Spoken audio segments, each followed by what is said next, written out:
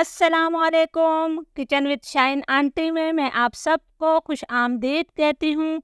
आज मैं अपने किचन में बहुत ही आसान तरीके से बहुत ही यूनिक कढ़ाई बना रही हूँ। आपने ये कढ़ाई कभी नहीं बनाई होगी, ज़रूर इस रेसिपी को ट्राई कीजिएगा। मैं आज चिकन विंग्स की कढ़ाई बना रही हूँ। इसके लिए मैंने 1 किलो चिकन विंग्स ली हैं और इन्हें अच्छी तरह से धो लिया है। तो चलिए हम कढ़ाई बनाना शुरू करते हैं।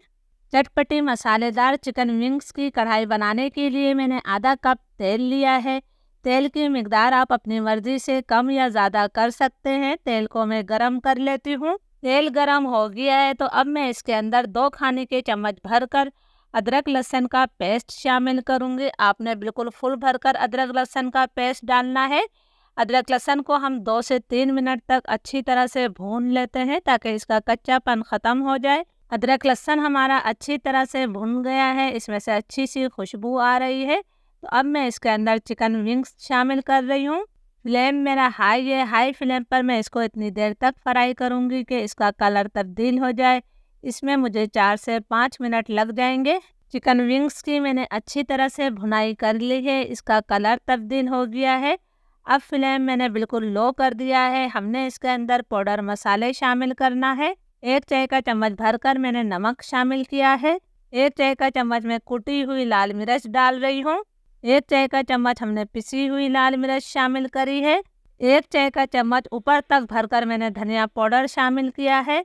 आधा चाय का चम्मच हम हल्दी शामिल कर देते हैं। बाकी मसाले इसके अंदर आखिर में जाते हैं। फ्लेम मेरा लो है। लो फ्लेम पर हमने इन मसालों की 2 से 3 मिनट तक भुनाई कर लेनी है, लेकिन आपने इन मसालों को जलाना नहीं है।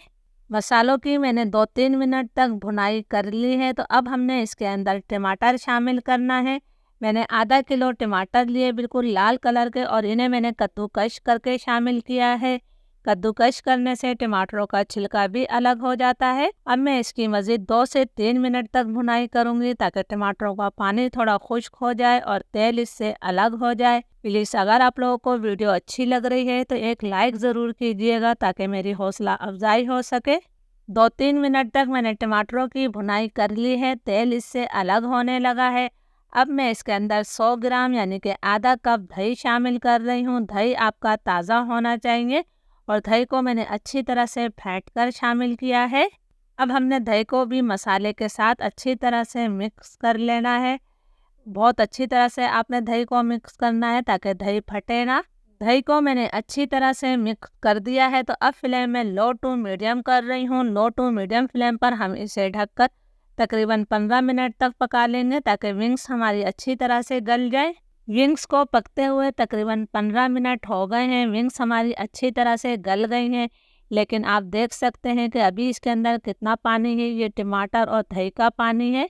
तो फ्लेम में हाई कर रही हूँ। हाई फ्लेम करके हम इसकी इतनी देर तक भुनाई करेंगे कि ये पानी खुश्क हो जाए और तेल इससे अलग हो जाए। मसाले की मैंने अच्छी तरह से भुनाई कर ली है। तेल इससे अलग हो गया है।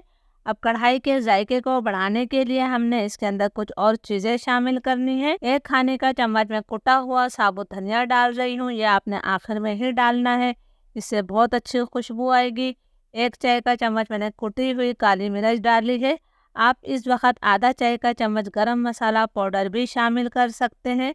1 खाने का चम्मच कसूरी मेथी को मैं हाथों से अच्छी तरह से मसल कर शामिल कर रही हूँ। 5 मैं मोटी वाली हरी मिर्चें डाल रही हूँ। आप अपने टेस्ट के मुताबिक मिर्चें ले सकते हैं। इसके साथ ही हमने 1 मुट्ठी हरा धनिया शामिल कर दिया है।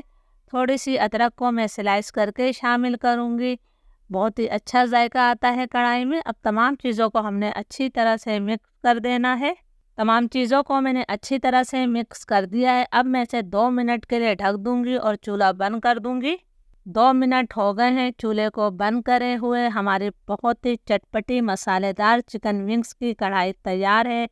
रेसिपी अच्छी लगी हो तो लाइक और शेयर ज़रूर कीजिएगा। इजाज़त दीजिए। अल्लाह हाफिज़।